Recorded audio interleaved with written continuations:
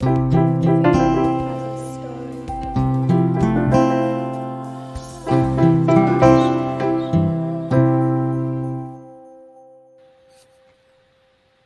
and welcome to Find, Tell, Share, the Storytellers podcast.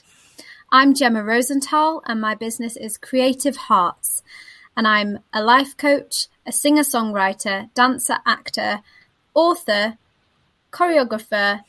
I basically do anything creative, and I help you to live your most creative, heart-centered life and find your voice. On this show, we talk about everything storytelling. And this is my co-host. I'm Chris Sissons, and my business is called Market Together. I'm a local marketing coach, and I specialize in using stories for marketing, business development, and finding the real work that only you can do. Now, this show is our 14th, and it marks the publication of a landmark new book called The New Woman, compiled by Ritu Sharma. And in this book, 33 women share their stories. And not one, but two contributors to the book are here on this podcast. Jemma is one of them, and she will now introduce our guest. Jemma. Thank you, Chris. Yes, this time I am delighted to introduce our guest, Jaswinder Challi. Award-winning Jaswinder Challi is a fellow accredited Hypnotherapy Society hypnotherapist, psychotherapist, yogi, counselor, and spiritual energy healing practitioner. She is a teacher of counselling and hypnotherapy, as well as yoga and meditation. She has co-authored 8 books, and she's now learning to use her stories to give wisdom to inspire others. She's already been involved in providing services for her 2 book launches. She's very spiritual and conducts spiritual ceremonies for clients through her business, Transpersonal Akash, and has travelled around the world. She's been on many radio programs and TV shows, and she even met Prince Charles as part of her community project and was interviewed by BBC regarding his visit. She loves to spend time in nature and practice mandala ceremonies. So, welcome, Jaswinder, to the podcast. We are so pleased to have you here. I know we've read your story and we've heard you speak before. You've been on the Making Business Telling Stories that Chris hosts before. Welcome. Thank you so much for inviting me. It's such a pleasure to be here with you both. I'm so excited. Thank you. I think I resonate so much with your story and your journey because you talk about empowering yourself and empowering your voice. And I think as well about, using your voice as a woman as well. And I know, through your story, which you will tell later on in the podcast, it's just, it's so inspiring for women. And I think, your voice needs to be heard. And could you just, I know Chris, later on, I'm going to be speaking a bit from the book as well on my chapter. And then Chris is going to be talking about how we can promote our books as well. But could you just talk a little bit about how you wrote your chapter and how it came about? And I suppose this is another question, so you can come back to this one or you can answer this one first. It's up to you. But also, how did you get into writing? So that's 2 different questions. It's up to you which you answer first. I'll talk about how I came to write this chapter first. Okay, mm-hmm. So with the new woman, the chapter I wrote in there was based on the title. All the books that I've co-authored, my chapter has been inspired by the title. So because I knew that this book was going to be called The New Woman, I thought about my life as a woman, and I thought about the difficulties I've had as a woman and the suppression, oppression, abuse, all those things as a woman.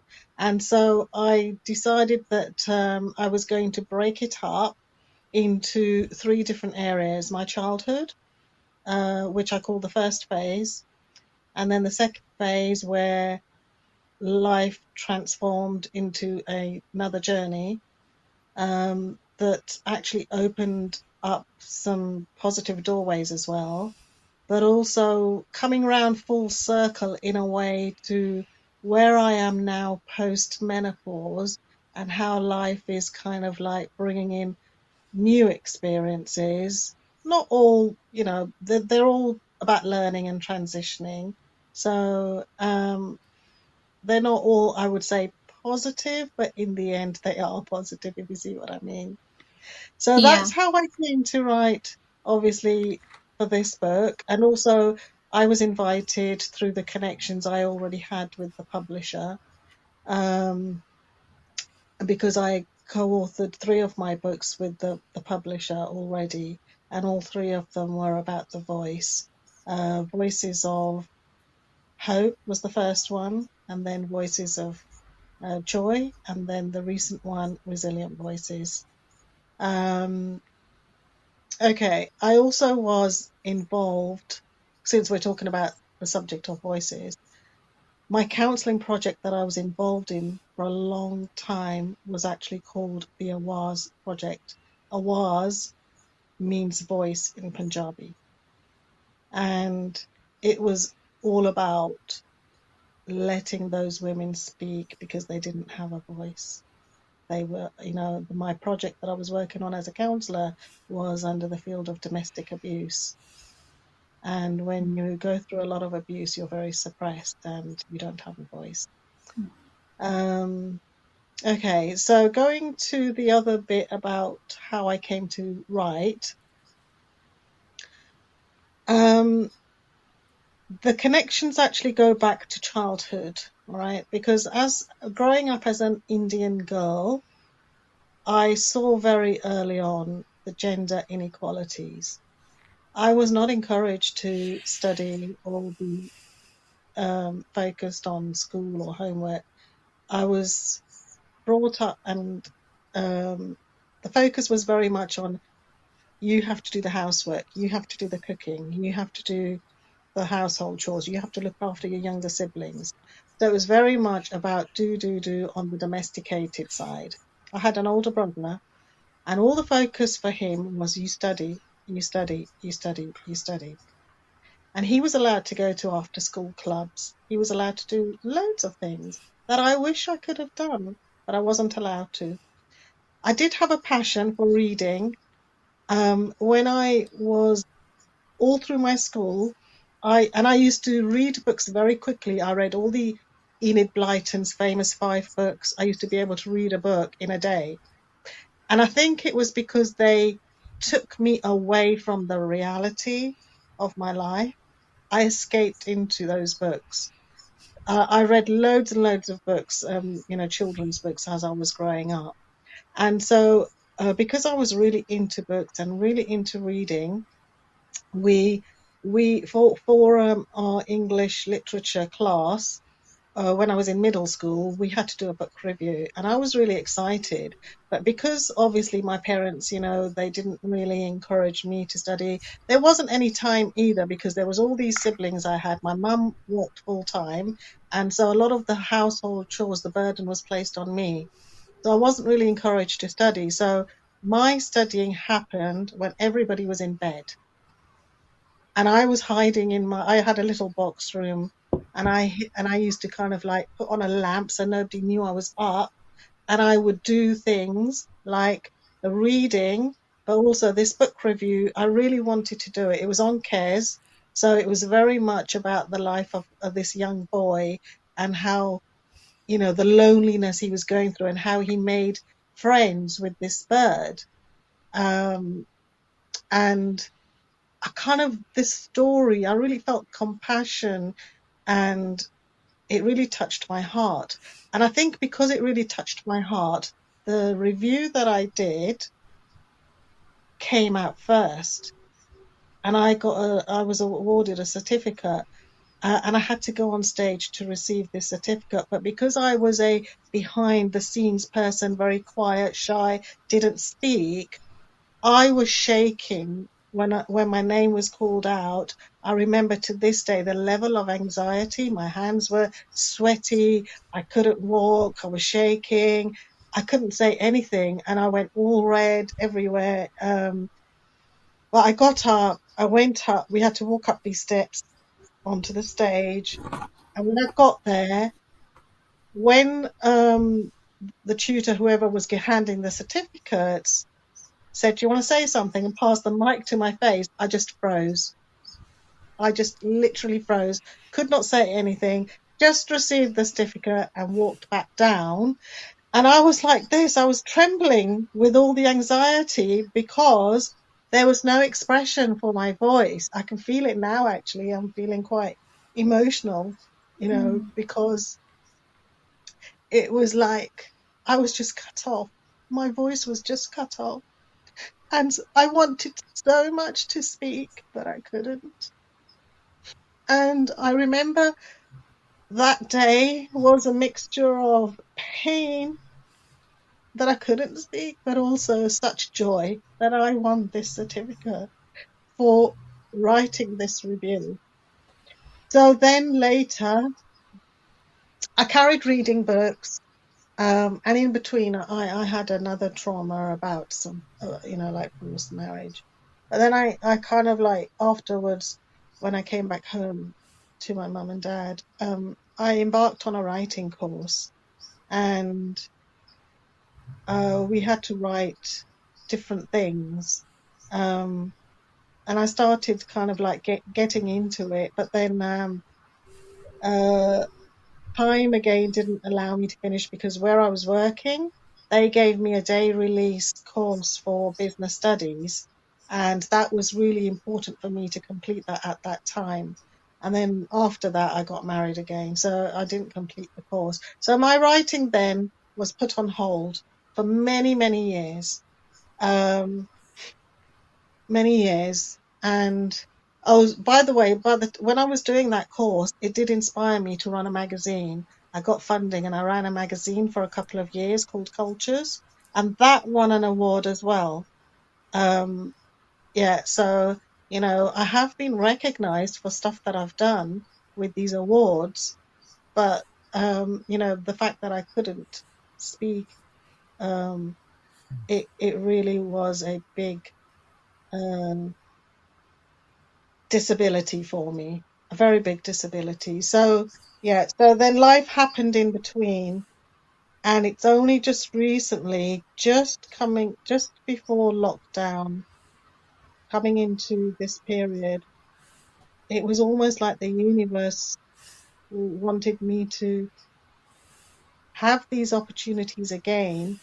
And so my first book came via um, this lady who was writing 101, who was compiling a book called 101 Stories.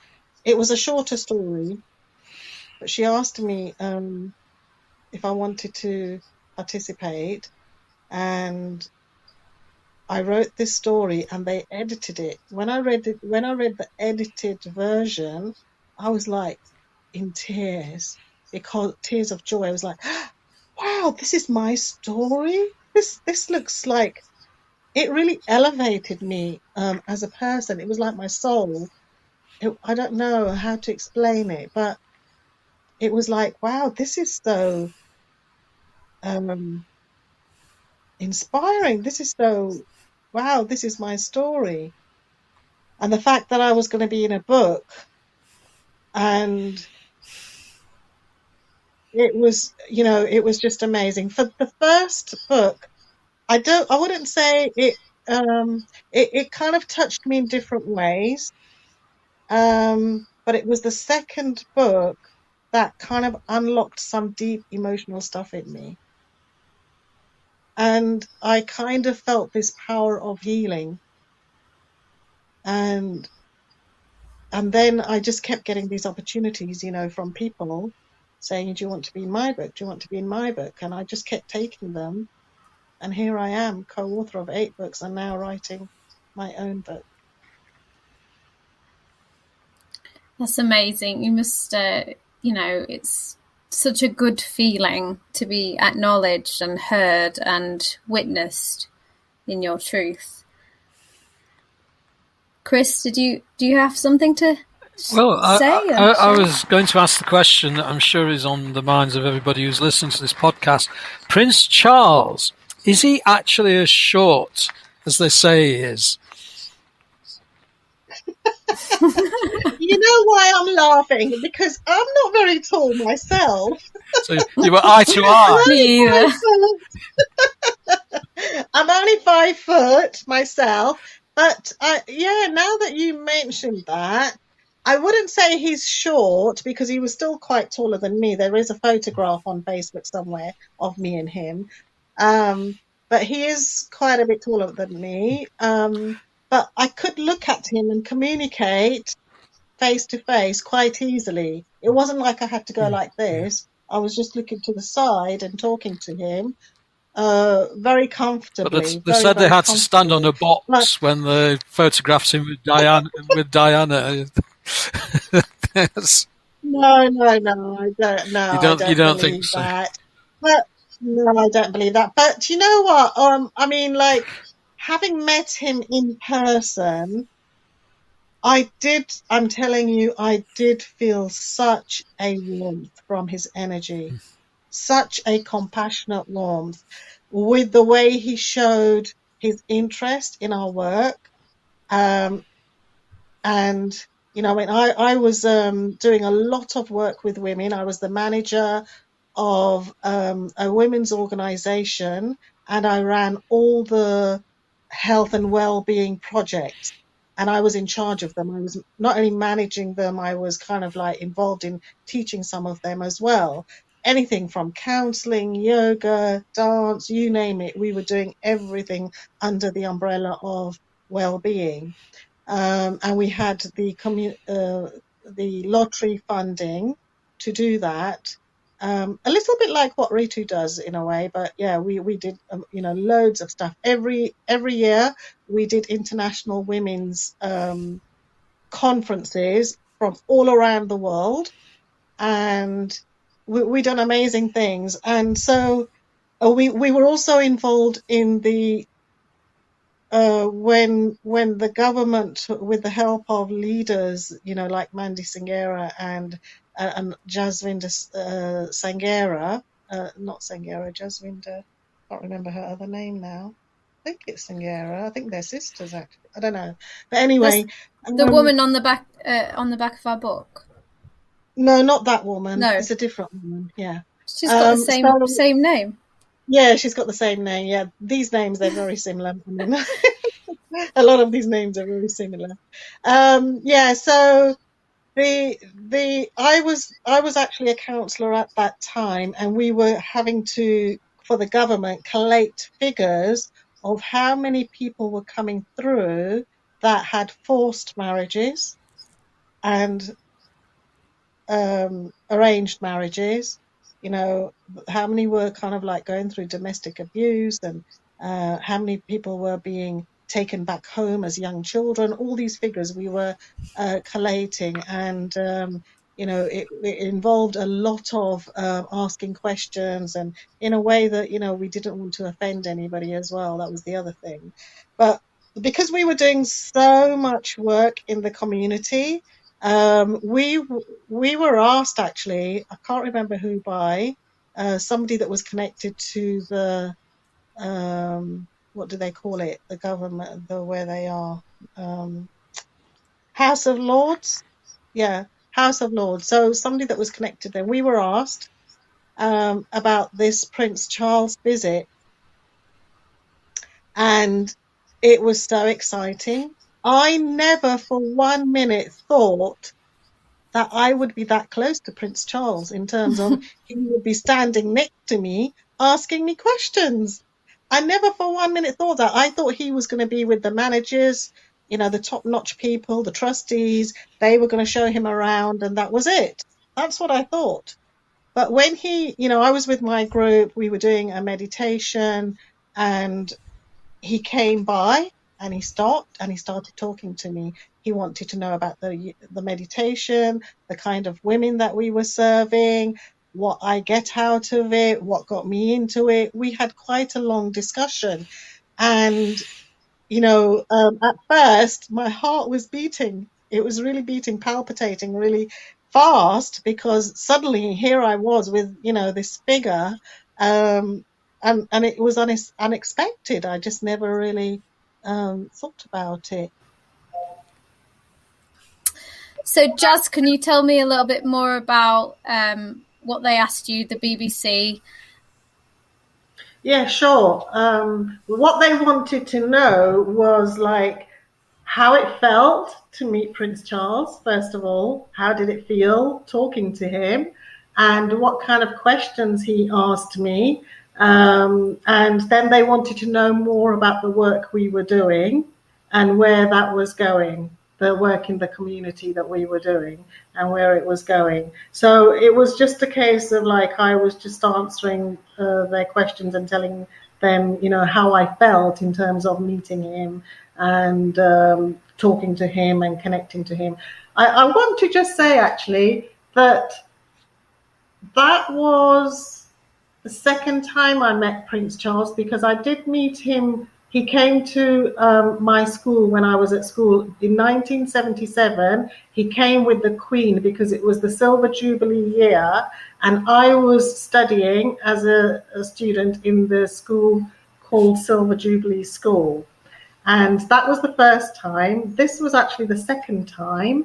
Sorry, the third time, because then the second time was he actually came to my town where I live to open the Butterfly Bridge on our famous river, and all the lower school children were invited, and my son was 5 years old, coming up to 5, and all the lower school children were invited to attend. It was only the lower school children that were invited to attend the opening ceremony, and their parents were allowed. And so I had gone with my son, with his school, to attend the opening ceremony. And my Prince Charles was going around shaking hands with different children, and we were standing at the corner of the bridge, and he shook my son's hand, and my son was equally as he said, Mom, did you see that? He shook my hand. And my son's he blushed as well, and his colour went all red. He was just as excited. And he was only 5 then. And he's grown up now, grown up lad. Yeah. So it was really, interesting how Prince Charles has been kind of quite a theme in my life. I just want to add, actually, because we're on the project, on the theme of Prince Charles, that the Counselling and Hypnotherapy course that I'm teaching, the one that we're teaching now, is from the Prince's Trust. So it's from the Prince Charles Trust. And the magazine I used to run, called Cultures, that won an award, was also under the Prince Charles Trust as well. So I have quite a strong connection into Prince Charles and his services. It's amazing sometimes how we cross paths with certain people in life, and I always think there's a reason for each person that we come into contact with, and obviously for you it's been part of your journey in that way. You mentioned your son before, and I know you're just going to read us a little bit from the book in a moment. Chris, did you have anything to say before Jaswinder reads her story? No, that's fine. I'm looking forward to hearing it. I reflect back on the journey so far as I begin to enter another cycle of my life. With my hand on my heart, I give thanks to the universe for the previous cycle of me, where I achieved so much and learned so much, even when I became a single parent. So just as this is a phasing out and I transition into the new one, my son leaves home, which obviously is a healthy thing for a child to flee the nest. As I lovingly allow him to do that, the grief of this huge ending grips me, and I sit in solitude. I listen to the universe. I listen to my intuition as I reflect, and the pandemic of COVID-19 hits. I think of the grief and see more grief waiting ahead of me, as it won't be very long before my parents depart my life and this world. The tears well up inside me, the flood that I experienced at the beginning of my life, and the second cycle hits me once more. The changes, the endings, the beginnings. My son consoles me in my deep grief. Mum, this time is for you. This is your chance to fill your unfulfilled dreams. Write your book, travel, even do some dating. My son is an old soul. As I look at him, I can see why his friends all turn to him. My family, his family on his dad's side. Everyone values his wisdom and advice. He is a visionary, and words from him flow at the right moment. Yes, you're right, I told him, as his words took me back to my childhood, when sometimes I had wished I could just be on my own completely and do some of the things that I wanted to. Now that time has come, as one of those things is writing, just as I began to transition into this cycle. I co-authored my first book called Our Infinite Power to Heal, along with 101 others. And what an elevating experience this was. The second co-author opportunity was out of the blue, just as my son had left home. And it allowed me to put my focus into a creative source. This led to 3 more co-author opportunities, one after another. So I put my focus on writing. I allow myself to feel a sense of healing of all the things I've been through. Thank you. Thank you so much. I love that. The depth of your writing in that bit is just phenomenal. Thank you. Yeah. And it's something I've noticed listening to people's stories, that when the story features someone close to them as an active part, the story often comes alive. It's and that relationship between a mother and son is well, it's full of meaning for all of us. I suppose. Yes, and my journey with my son is very, because there was nobody else in our lives. We were ostracized, we were shunned, we were completely on our own, just the 2 of us. And he was my savior because I was so close to suicide quite a few times at the beginning of that cycle. And he's what kept me alive. He kept me going. And, at the time, there was a part of me that was angry that I was angry with God, because I was just wanting to end my life. But, looking back and reflecting, he was my angel. He saved me. He saved me through all the darkness. He was like holding the light through all that darkness I went through.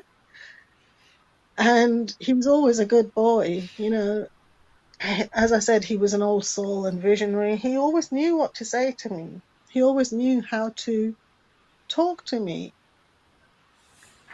And that's why I know that obviously he has to go and live his life now, but he's done his bit. It was almost like, he was there for a reason for that journey. And now I'm starting a different journey, a new journey. And what he would like for me most of all on this new journey is to have a loving relationship, something I've never had in my life. He really wants me to achieve that. And I'm working on it. I'm working on maybe what's blocking me, what's holding me back. And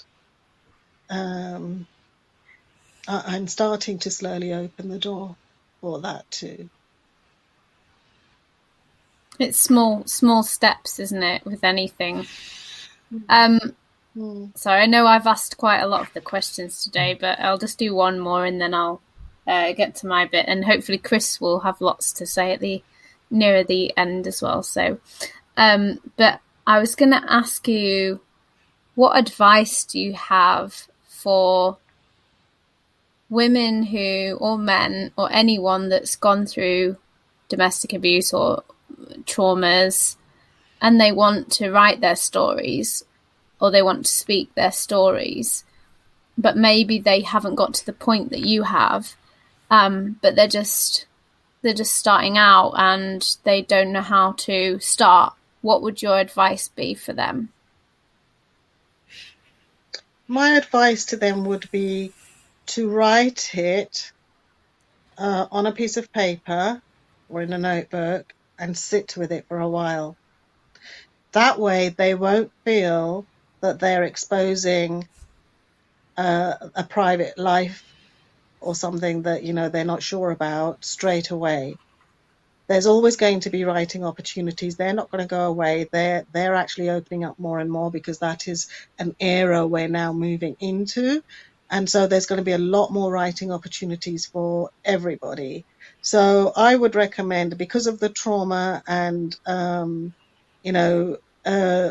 especially in domestic abuse cases where, if somebody's been a victim of control, that they, if somebody says to them, oh, you must write this book or you must write this chapter, that can scare them, because it puts them into that control, straight away. The sort of like sudden sort of like they will revert back their body language and think, this doesn't feel right because I feel like I'm being controlled, So I recommend to write, keep it for a while, go over the bits. You can take out bits you don't feel comfortable with, add in other bits.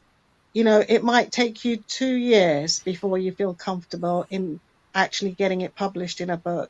It might take 2 years, it might take 6 months, it might take 5 years. It does not matter. Your healing is part of that writing process, and that is the most important thing.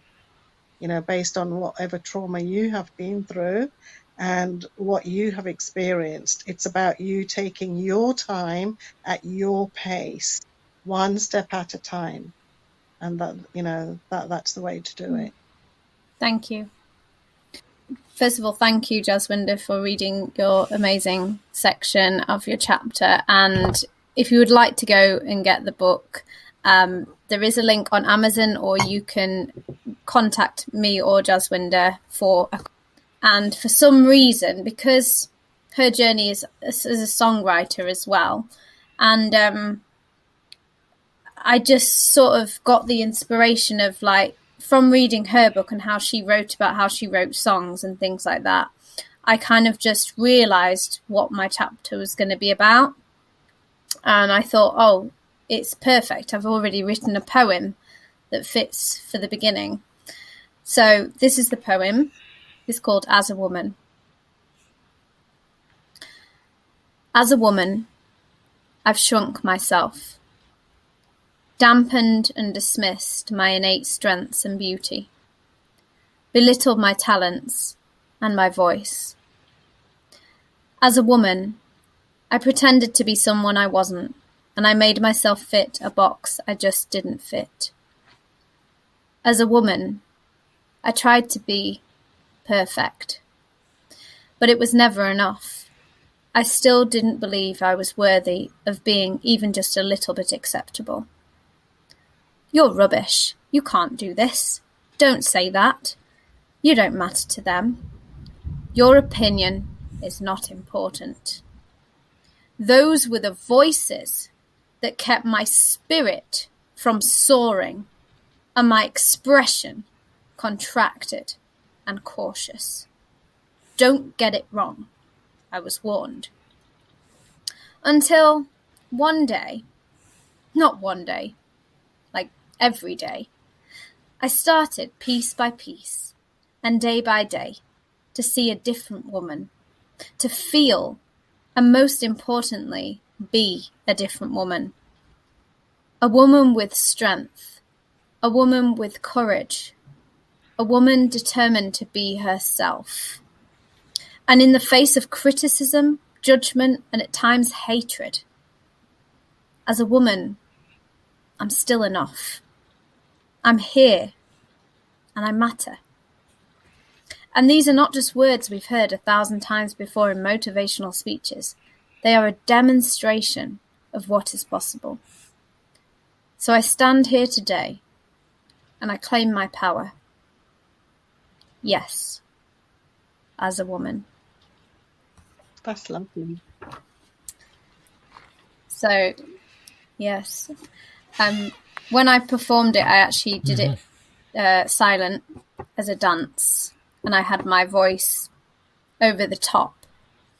It was to demonstrate the voicelessness of so many women. So, yeah. Yeah.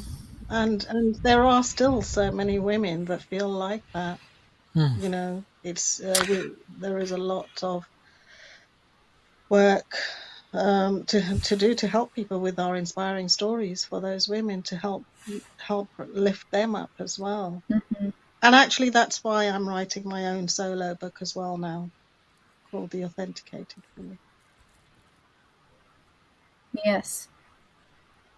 Could you tell us a little bit about your new book? Yeah, sure. I'm writing this book with a view to just as I was saying, actually, to help women who feel voiceless, or anybody, because it's not just women. Some men have experienced difficulty as well. They've experienced abuse as well growing up.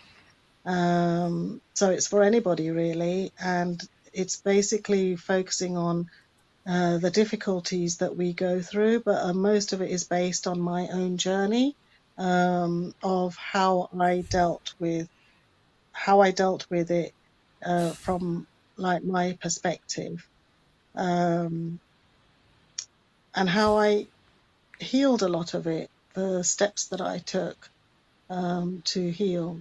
So it is very much based on my journey. It's called The Authenticated Voice. It was kind of like I wasn't sure what to call it, so I meditated, and that's the name that was given to me. So I'm just going to go with that name. And yeah, it's kind of like just being true to ourselves, being true to who we are, being true to ourselves in every single way that we possibly can, and to find a way that we can express ourselves and not feel inhibited or controlled by anybody else or anything else. And this, yeah, I'm hoping that it'll be out by the autumn. Fantastic. Yes. Oh, well, we'll keep an eye out for that. I'd like to go back to Jemma though, because I've got a fiendishly difficult question for Jemma. You mentioned that you did a dance performance with the poem read over the top. How do you, as a dancer, go from words to movements? How do you set about turning the words that are flat on the page into something that you do with your body? There's actually a little bit that explains how I did it. So this is how the poem was written. So it says, when I arrived home, I breathed in and out, in and out, in and out. I sat in stillness and listened. A blanket round my legs and feet, a warm mug in my hands. I suddenly hear the words, as a woman. They seem to drop from the sky and down through the top of my head. A direct download. I rush to grab a pen and my phone so I can record it down as I hear. I was given the instructions. Then I start to see it. A dance, a flick of the skirt, a whoosh of the hair, A pause here, an arm there, a swoosh there. I feel an inner sense of satisfaction as the moves continue to fill my body with delight and surprise. I laugh and giggle and pout my lips. I feel alive again. The movement was a call to play, to regain the creative flair within a woman's body and soul. So, yeah, in terms of how I created the movement, I think sometimes if you're creating a dance to a poem, if it was kind of like a logical process and someone had told me, right, you've got a poem, you've got to create a dance to it, then I might have done it differently. But because this was a complete surprise for me, I did not know I was writing a poem. I did not know I was creating a dance. Actually, I did know I was creating a dance, but the poem came first and then the dance was added. I just saw it. So for me, it was more of an intuitive, spiritual experience of being shown what I was supposed to do in that moment. A bit like Jaswinder just said about listening, and then that was the title she was given. So I don't, sometimes I will plan things of like how to, obviously there's techniques. So I could teach someone how to create a dance, for example. If you wanted to create a dance to a poem, there's techniques of how you would do that. And part of it is improvisation and just allowing the words. So, for example, if you're at home and you have some words and you want to try to create a movement, well, maybe we could do an exercise right now. So, Jaswinder, if you choose a bit of your poem and just see which bit calls you that you could do movement to. I mean, not your poem, your story. I'm putting you on the spot a bit here, but just to kind of show how it could be done.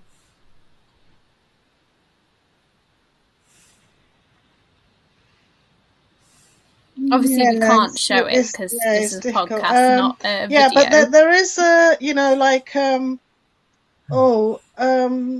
I talk about, the planet Saturn actually in one of the bits and how the astrology side helped me. So I do actually, I used to do workshops with some of my clients where I got them to experience the planets through movement. Because I'm a yoga teacher. Yeah, because I'm a yoga teacher, movement is very important to me as well. And so we created in a circle, the outer circle of the chart with the women, and then on the inner circle we got women to walk the planet and express themselves from the qualities of that planet. So I have done things like that. So it is you can do it, you can express it. Yes. And it is done. Definitely. Yeah. Yes, definitely. That's a great example. Thank you for that. Yeah. So, Chris, does that answer your question? Yeah, if I can build on that a little bit now, because you talked about how the poem and the dance were sort of co-created. But in the story that you've written, you've turned the dance back into words.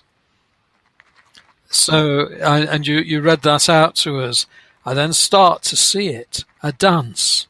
A flick of a skirt, a whoosh of the hair, a pause here, an arm, a swoosh there. I feel the sense of inner satisfaction as the moves continue to fill my body with delight and surprise. You're beginning to get a sense in the words of the movement, and I'm sure this is something you'll be able to develop further as you grow in your skill as a storyteller. But I've noticed throughout this story, there's lots of colour. You earlier in that same paragraph, you've got the warm mug in your hands and the rug wrapped around your legs, and and these are tiny little details that people will instantly forget, and yet they give the whole thing some gravitas. Reality. So I'm just giving you words. Yes. Some reality. Yes, I mean, I was lost for words there. Well, it was actually your idea because I worked on you on the story with you because Chris gives sessions on storytelling, one-on-one sessions, as well as if you want to tell your story as well, you can tell it in a group setting with Chris, which he'll talk more about later. But so I actually read the story to Chris, and you suggested adding more of that element to it. And I really think it did bring the story to life. So I'm really grateful for your input in that sense, because it does make it, you get into that movement and you feel the movement. Yes, it's one of the things that people tend to miss when they start out storytelling.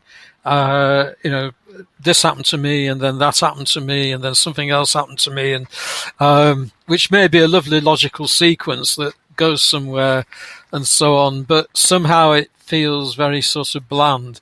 And it's when you add the key is adding a detail, but not too much. It's just getting it to come alive.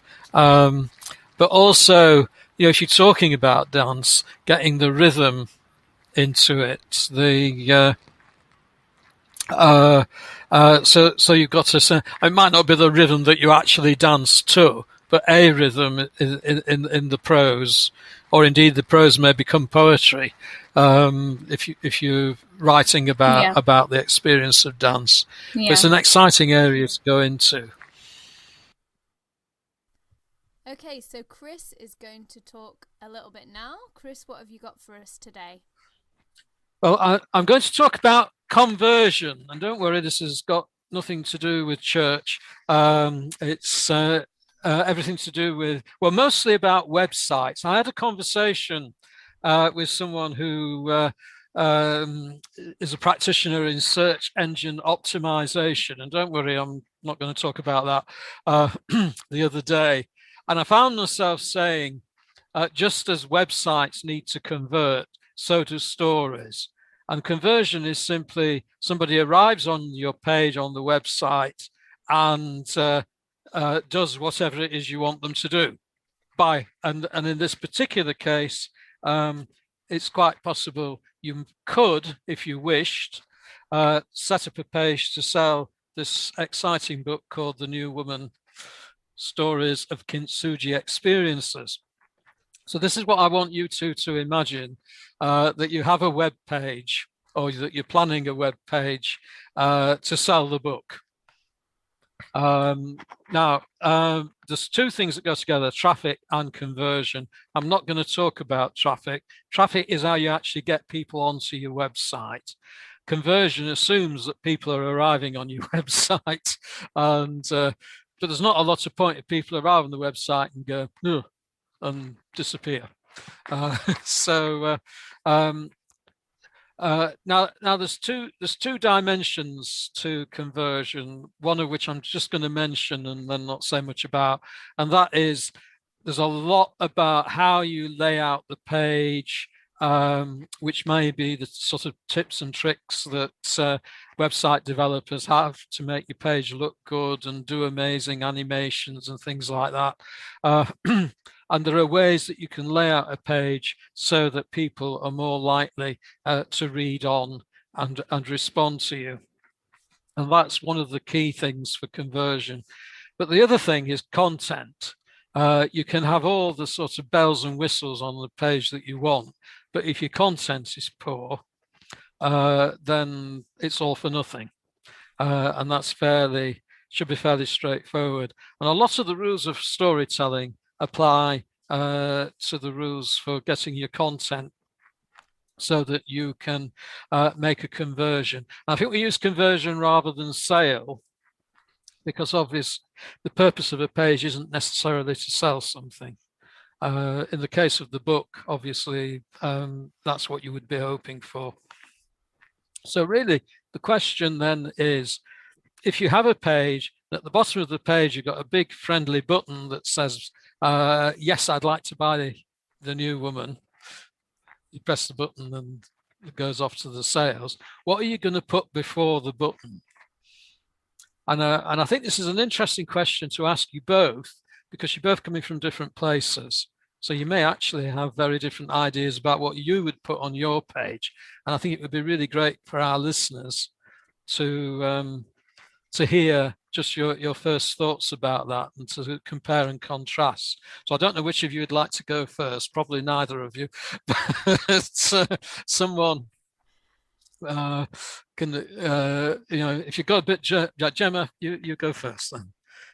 Well, first of all, because the book is by Ritu, so she's already created quite a decent, like, I suppose you call it, would you call it, like, copy as in, how to sell the book. So it will be like 33 women's stories from all over the world, and you'd put those things in bullet points, but you'd also maybe, what I might do is put a section of my chapter, just a tiny section to just give people just a little snippet of what the book's about.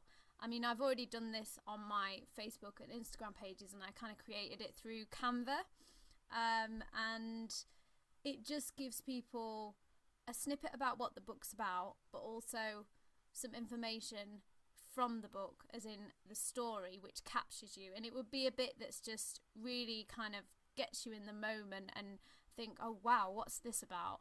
I want to read more of these kind of stories, and just something to get the attention of the reader. So I think, if our listeners are wanting to do this kind of thing, that's what I would recommend in terms of, from my perspective anyway, of just getting, it's something that really gets someone going, immediately going, oh wow, what's this? Another possibility, which would do exactly the same as what you said, but in a different way, would be to use a video. Yes. So you could actually read the section from the book, and people do it. They say that people are more likely to respond to a video than to written text. Yes.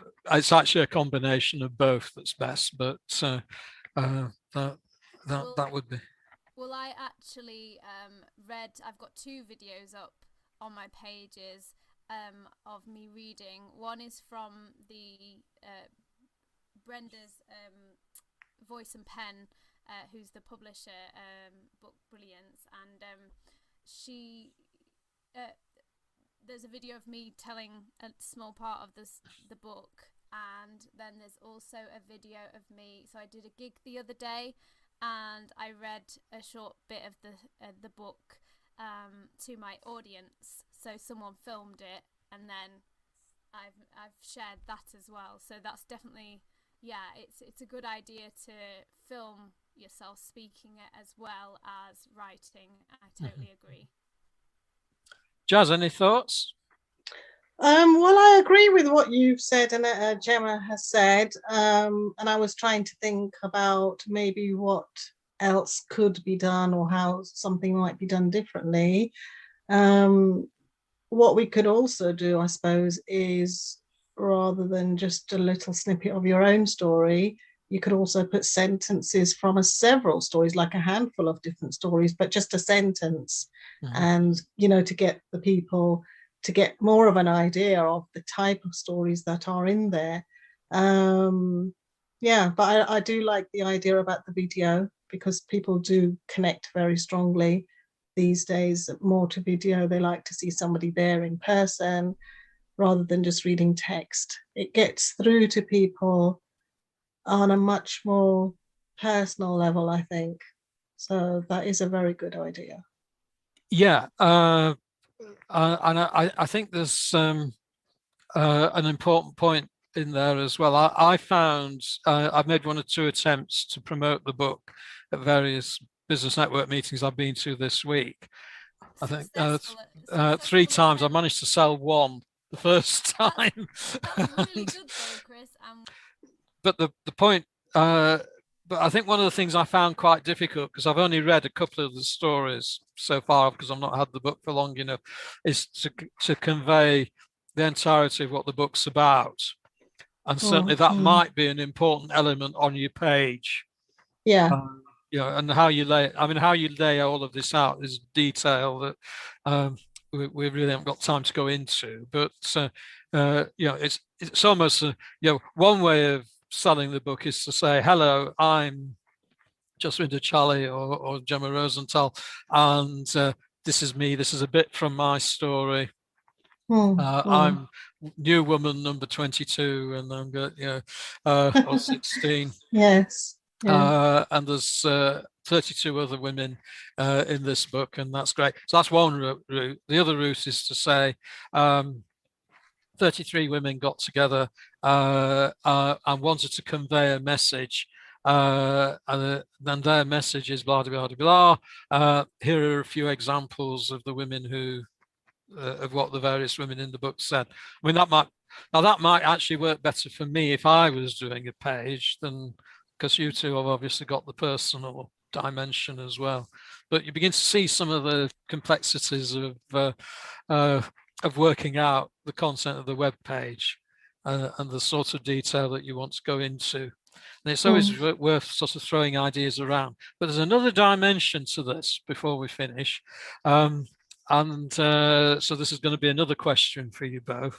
One of the things you can do is to offer a bonus to those people who buy the book. Now, what you're really aiming for is not just to give them a present.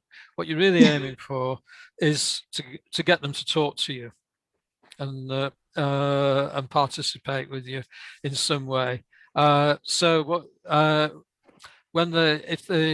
and what you can do is you can say, even if you bought it on Amazon or wherever, you can send me the receipt number, or some evidence or a photograph of the receipt, and you'll get the bonus.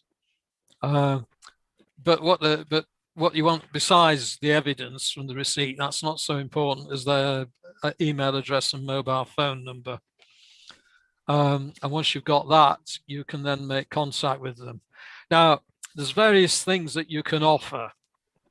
This is sometimes called a lead magnet, but basically it could be a PDF.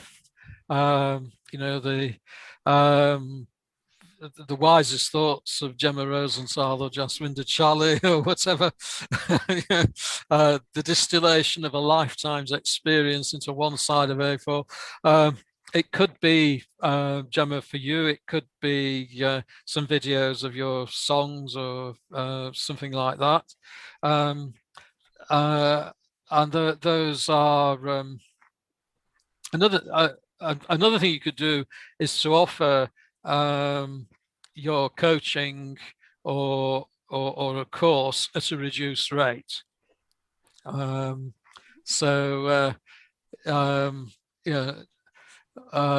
obviously it depends how valuable this is. If you charge a lot of money, a reduction can be quite significant and not be too much of a problem for you. If you don't charge very, very much, a reduction might not be terribly meaningful.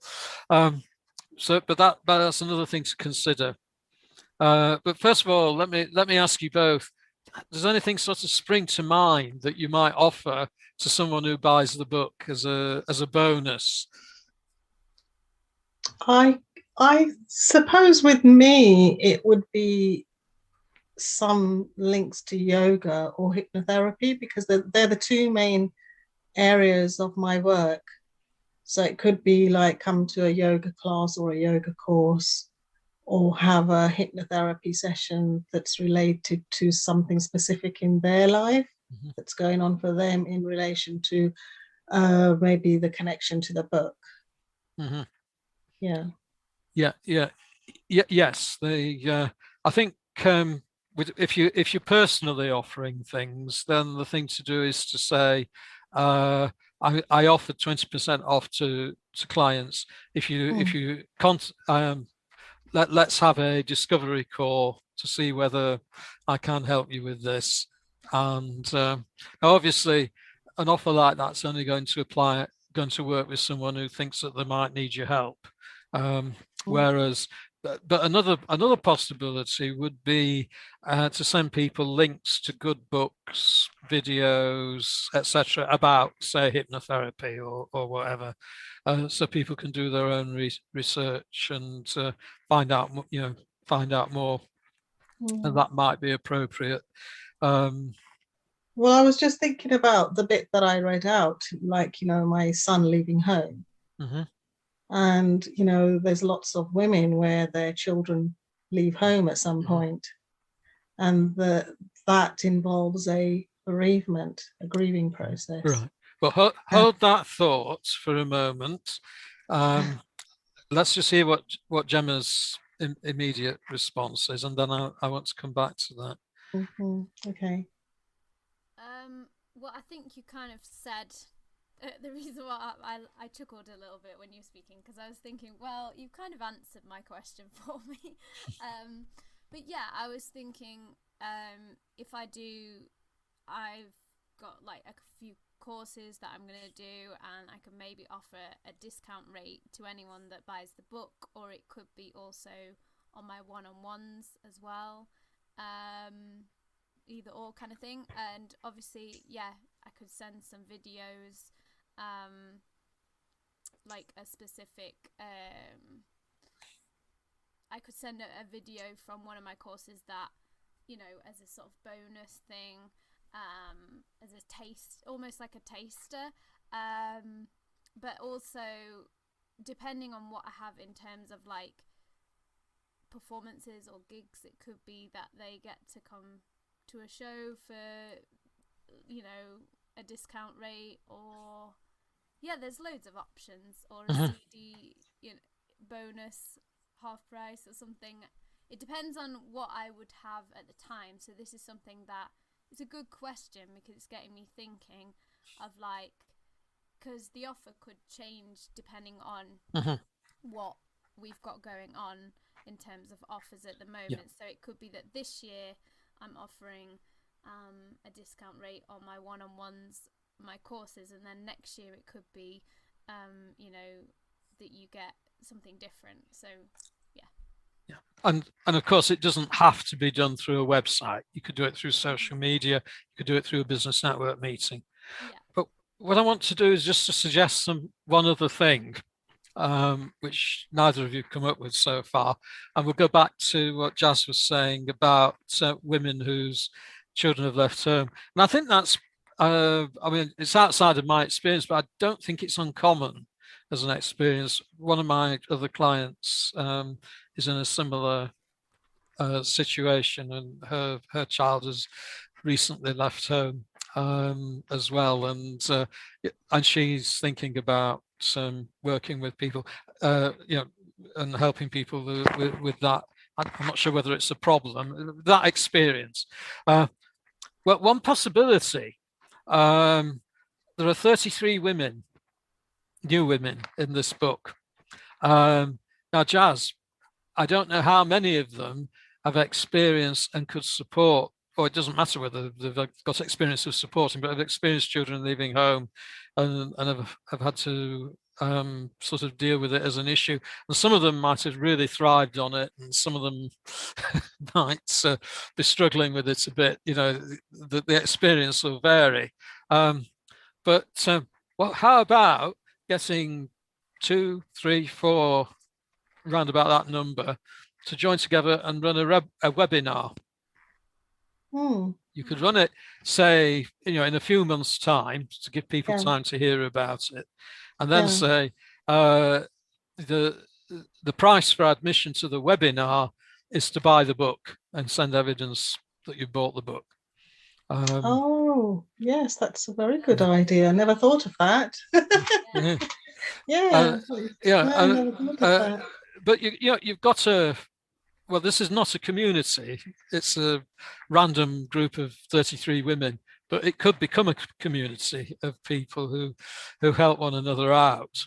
So a spin-off from that would be, if I'm not quite sure how I was set about it, but it may be possible to write to Ritu, who compiled it, and said, can you help us to find one or two others who have experience of this problem, and then have a chat with them about the possibility of doing some sort of webinar, because they're going to be trying to promote the book as well. Yeah. And it might be a great way of just an incentive. And the beauty of the webinar is, even if those 2, 3, 4 women are all over the country, the kind of everyone they contact can still go to the same webinar. Yeah, that's a fantastic idea, and I'm going to actually go ahead and develop that in some way. Yeah, I thought it was brilliant when I thought of it. So that's good to hear. And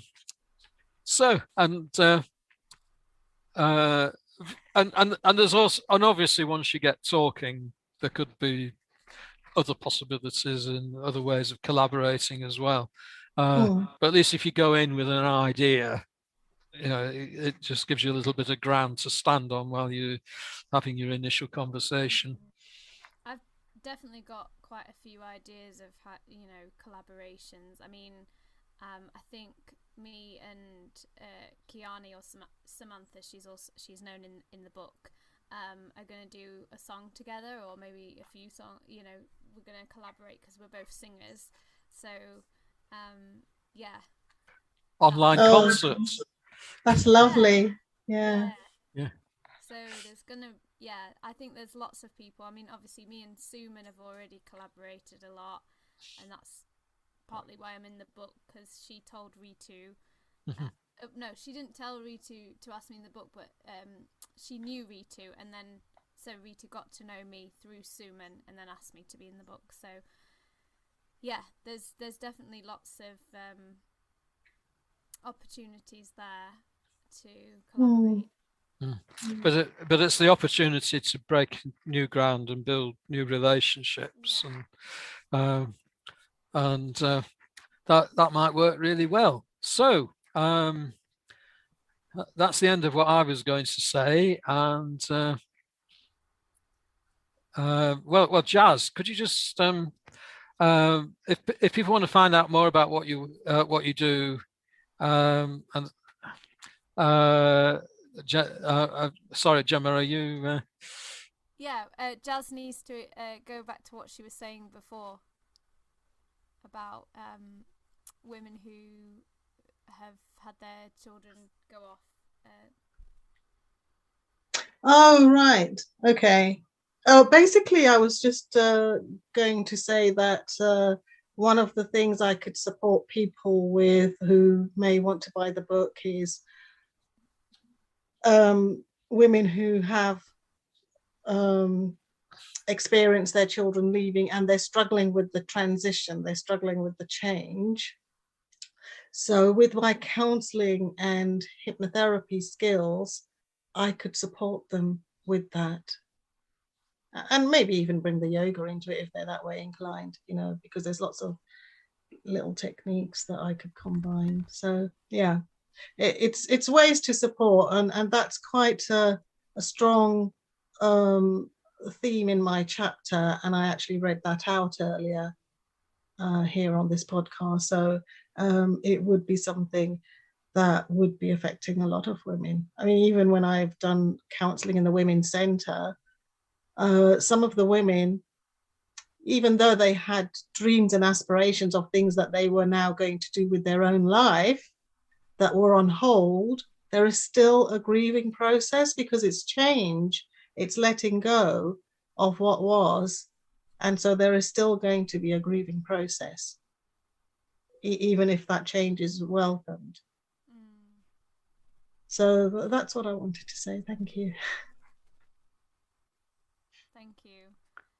And if anyone is listening and resonates with Jaswinder and anything she said today, or needs that kind of support, just the links will be under the podcast.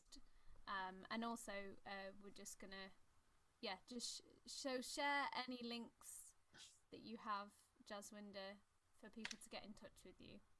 Okay. Thank you. Yeah. As in, can you Oh, now? Yes. Okay, you can find me on Facebook, Jaswinder Challi. I've got a couple of profiles. You can also contact me on Instagram. Instagram is Jazaro at Transpersonal Akash. Jazaro is Jazaro. If you put that in, it'll come up. I'm on LinkedIn under Jaswinder Challi and YouTube Jaswinder Challi as well. And I will be setting up another YouTube channel linked to my book called The Authenticated Voice. So as soon as I have my artwork and things ready, I will be setting up that channel. Fantastic. Thank you. Thank you. And Chris, where can people find you? Yeah, or they can find me on the website and on Facebook. I just want to say that I'm currently sorting out my autumn program, and I've got up to now two speakers for telling stories, making business. One's into search engine optimization, and the other makes biscuits. Possibly, and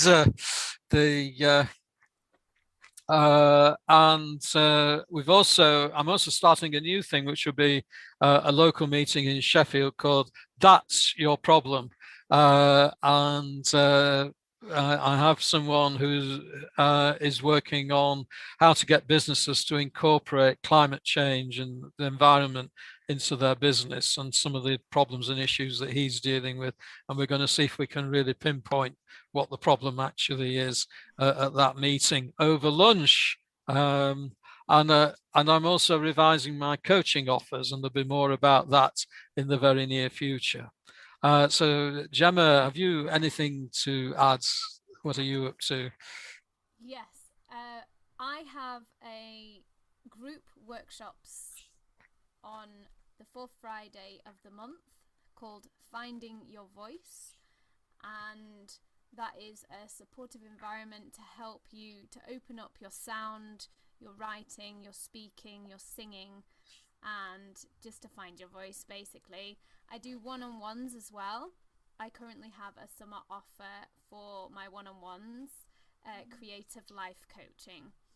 And I'm also on Instagram, Facebook, Twitter, LinkedIn, YouTube, pretty much them all, under Jemma Rosenthal. And you can hear some of my songs on there, watch me dancing, storytelling, etc. And I also have a page called Creative Hearts.coach, or it's Creative Hearts on YouTube, which is more of my healing work, my coaching things. So that's my two things. Yes. Yes, and that's how you can find me. Thank you. Okay, so anyway, thank you, Jas. It's been a great program, and thank you for your patience with some of the technical issues that we've had, and so it's farewell from me, Chris Sissons, and me, Jemma Rosenthal, and thank you, Jaswinder. Thank you, Chris, and thank you, Jemma. It's been a pleasure to be on your show. I've really enjoyed it, and thank you for having me here. Thank you.